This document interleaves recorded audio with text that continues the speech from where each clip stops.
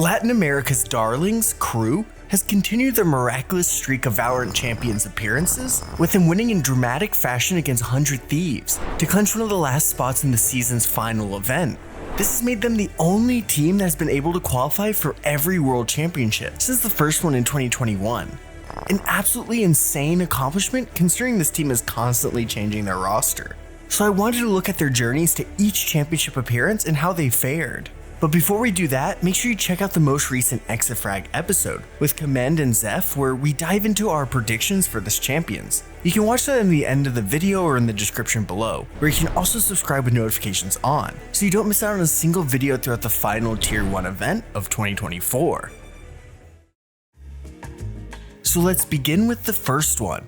And this was the easiest one for them to qualify for, as with their OG roster of Klaus, Nags, Mazzino, Keznit, and Delzik, they were able to compete in both Masters Reykjavik and Berlin, after dominating their home region right when they joined the LATAM scene, going 25-6 before internationals started. And while they weren't real competitors for any of these early trophies, they were still able to finish in the top 8, beating teams like Zeta, Keedstar, and long-forgotten Sharks eSports, making their region proud in the process, giving them more than enough circuit points to represent the region in the very first World Championship. And this is where I was introduced to this underdog org, as they became the first ever Dark Horse, where after they fell to elimination, dropping their opening match against Team Liquid, they won a close matchup against Furia, leading to a deciding group stage match against the Masters winning Sentinels team, where no one had them winning, especially after losing their map pick and falling down on Sentinels Haven, going into their own attacking half, where they would have to pull off a miracle to even stay alive and force a map 3.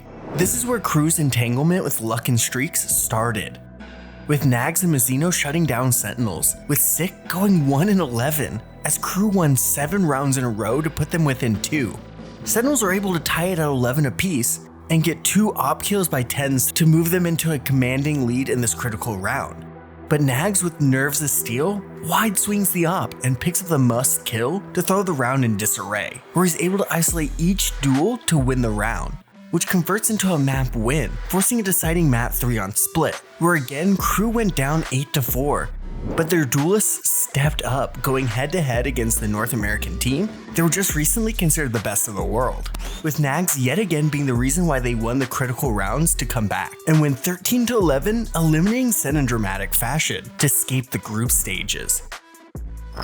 putting their mark on the first ever World Championship no matter how the playoffs went. But this team seemed to be touched by God as they played right at the same level as Fnatic, winning their map pick of Haven in overtime, again coming back from an 8-4 deficit, then winning soundly for the first time on Split to put them in the semi-finals, a place no one thought would be possible.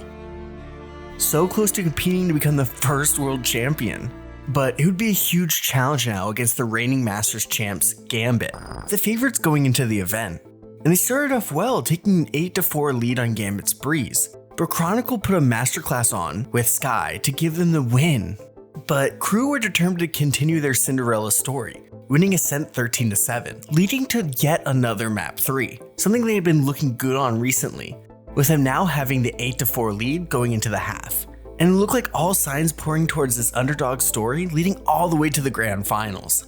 But then Chronicle and Nats clawed their team back all the way to overtime, where each moment felt bigger and bigger as the overtimes just kept going on, with Crew twice in the driver's seat to advance to the finals, but unable to convert, with Gambit finally able to stop the upset, thanks to Nats just having unreal game sense to break the hearts of Crew, leaving them in finishing 4th. So with that, they finished their first Champions appearance, shocking the world and making Valorant fans remember their name going into the future.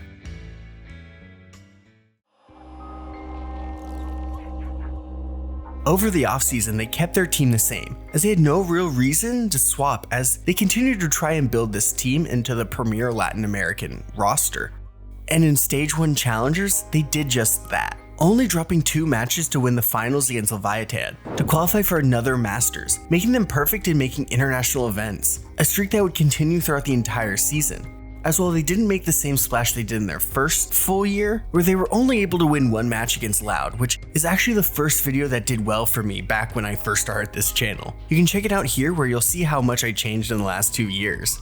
But before Champions, they really didn't make any mark internationally, really letting down the high hopes after their Champions run. They had to still fight through the South American LCQ to qualify, but they made it look easy to run it back on the biggest stages and show they can turn it up and become a dark horse again. But they got the short end of the group draws, as they were right away thrust into a battle against FPX, who just won Masters Copenhagen, and looked to be at peak form with Artis on the chamber, something that Crew was unable to take advantage of as much as the true top teams during this era, leading to them unable to put up any resistance against them in their opener, being swept 2-0 to fall to elimination yet again. They were able to beat Xerxia in 3 maps, with Kesnet looking like a world-class Jet player, but were unable to pull off another miracle upset to make it out of groups, with them continuing not to be able to match up with FPX, being eliminated in a 13-4 loss on Ascent, with this run being a lot less exciting than a year ago in Berlin, finishing in 9th-12th place. Still a world-class team and at the top of their region.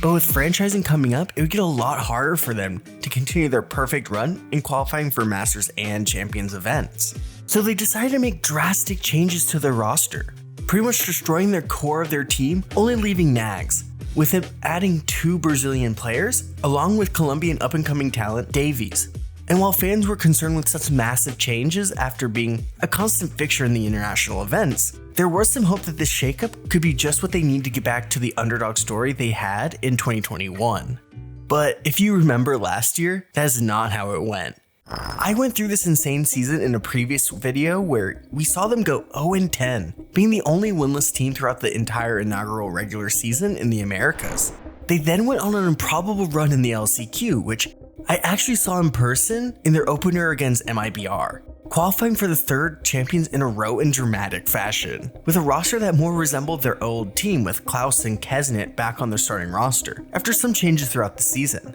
They looked to continue their fairy tale run, but yet again were given an incredibly unlucky matchup with them facing Paper Rex, who had just finished 3rd in Tokyo with a sub, now playing their first international match with their best roster yet. And while they didn't get blown out, it was clear that Crew weren't able to squeeze out any more of their magic against this level of opponent, with them falling down to elimination against Giants, where they definitely had a shot, but outside of Davies, they were unable to wake up against the EMEA LCQ team, first dropping Lotus, then Pearl in overtime, to end their season finishing their 3rd Champions appearance in their worst place ever.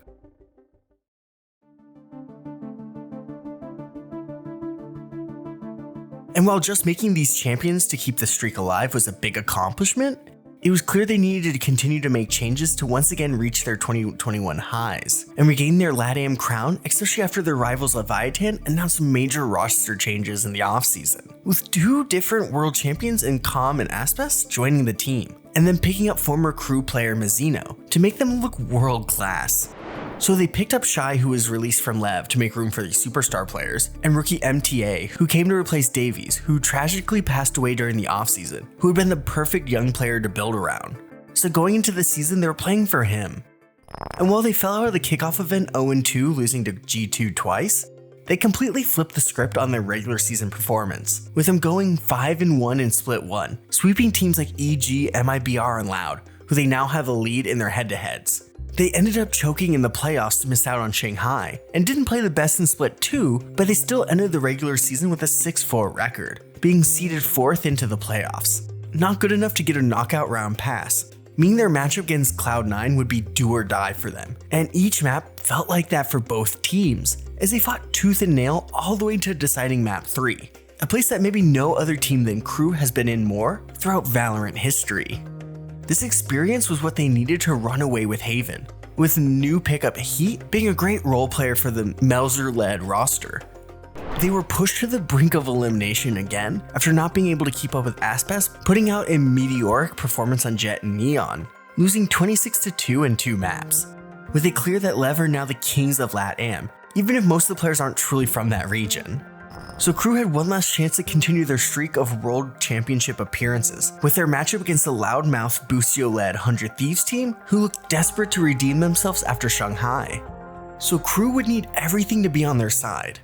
But Icebox didn't go their way, with 100 Thieves pulling off a 6-round defensive win streak to put it out of reach to go 1-0 with Crew in a familiar spot on the edge of elimination.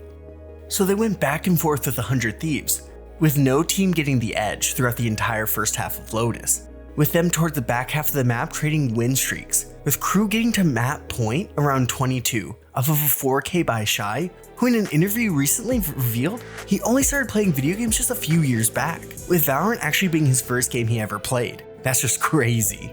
They were able to put the map away in the final round of regulation, to force a deciding map 3 on Ascent. Both of them understood the gravity of any sort of lead in this tense map. So with 100 Thieves taking a narrow lead into the half at 7-5, the pistol round felt like the most important thing, where they proved yet again that Vamos never dies, winning this do or die round to move it to a tied game. But Boostio and the rest of 100 Thieves weren't going to let up that easily, as they read Crew's defense, leading them within 2 of clinching the final spot in Champions. And it really looked like Crew's streak would finally be broken. So this is where Crew dug their heels in, playing hyper-focused on trading off each other in team play, with MTA looking different when the team needed him the most, getting a few multi-kills to start off a round win streak that just kept chugging along with each successful retake. Disrupting the core of this 100 Thieves team as they march through the rest of the map, eventually leading to this.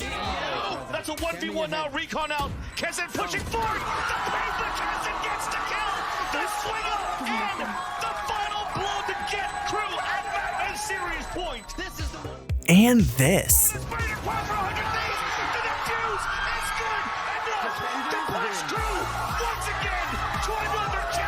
Successfully continuing their streak, going a perfect 4 for 4, with them representing the Americas in Seoul as the 3rd seed.